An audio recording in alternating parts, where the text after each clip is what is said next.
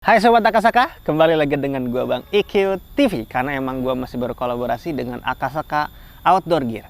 Sekarang gua akan ngasih tahu seberapa penting sih lu ketika membawa flysheet ketika melakukan pendakian. Jadi menurut gua pribadi flysheet ini tuh wajib banget dipakai dan salah satu equipment yang wajib dibawa juga. Biasanya sih kalau gua membawa flysheet itu salah satunya difungsikan sebagai shelter dadakan nih. Kalau memang ketika tiba-tiba hujan di atas gunung gitu kan, atau di jalur pendakian. Kalau memang sebagian besar temen lu nggak membawa raincoat atau jas hujan ponco, ya pakai si flysheet aja. Karena memang si flysheet itu bisa digunakan sebagai tempat sementara. Salah satunya ketika hujan dadakan gitu.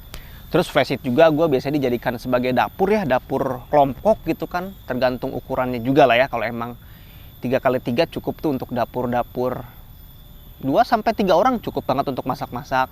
Terus bisa juga dijadikan hammock untuk si flysheet ini. Sebetulnya sih tergantung kreativitas Sobat Akasaka juga ketika membawa flysheet ini difungsikan sebagai apa. Tergantung kebutuhan saat itu. Untuk si flysheet sendiri itu sebetulnya ada beberapa ukuran ya sekarang. Dari 2x3, terus 3x3, 3x4. Bahkan kemarin gue menemukan tuh 4x6 untuk flysheet yang dijual. Itu gede banget sih untuk 4x6.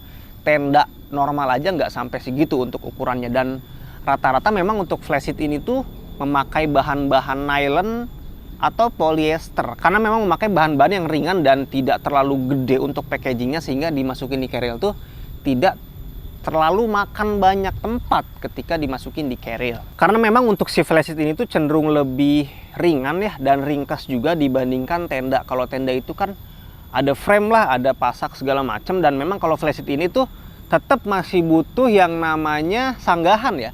Biasanya sih kalau emang tidak membawa trekking pole atau sulit untuk dicari kayu, lu bawa aja untuk si tali prusik aja. Nanti ketika memang kebetulan ada pepohonan gitu kan, lu bisa ikat-ikat ke situ aja. Tapi kalau emang berada di tempat yang tidak ada pohon-pohonnya, selalu sediakan untuk trekking pole, atau ketika menemukan kayu-kayu yang udah mati gitu ya atau nggak terpakai, ya bisa langsung dipasangkan sebagai sanggahan. Karena memang pengalaman gue tuh dulu, kita tuh pernah melakukan pendakian ketika turun hujan tuh rombongan gitu kan, rombongan, dan memang udah mau kemalaman tiba-tiba hujan yang tadi gue bilang kan. Karena emang flysheetnya ini gede, apalagi ukuran 3x4 mungkin itu bisa melindungi seluruh tim.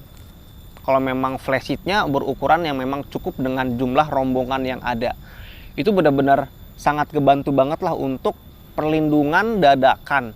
Karena kan memang pemasangannya itu, apalagi 2 atau 3 orang masangnya itu bisa lebih cepat gitu kan. Kalau kita memasang tenda terlebih dahulu, udah hujan dadakan itu lama, apalagi tendanya itu harus masang innernya dulu lah, terus pasang frame, baru pasang si outernya. Kalau si flysheet itu tinggal lu bentangkan aja kan, kiri kanan, depan belakang, itu udah bisa melindungi seluruh tim yang ada. Pengalaman gue pun kayak gitu, ketika gue turun kemalaman hujan dadakan, sebagian besar tidak membawa perlindungan badan gitu kan, ya udah kita memakai flysheet bisa melindungi untuk seluruh tim. Jadi aman semuanya, tidak ada yang basah sampai turun ke bawah.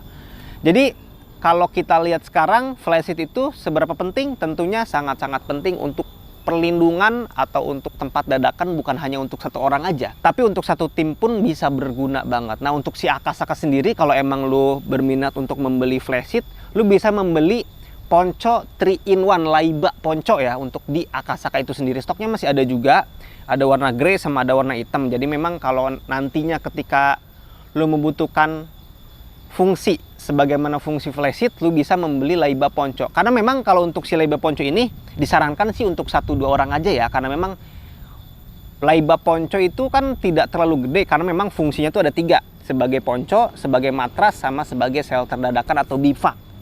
Jadi kalau untuk 1 sampai dengan 2 orang, laiba ponco 3-in-1 dari Akasaka ini bisa dijadiin pilihan oleh Sobat Akasaka.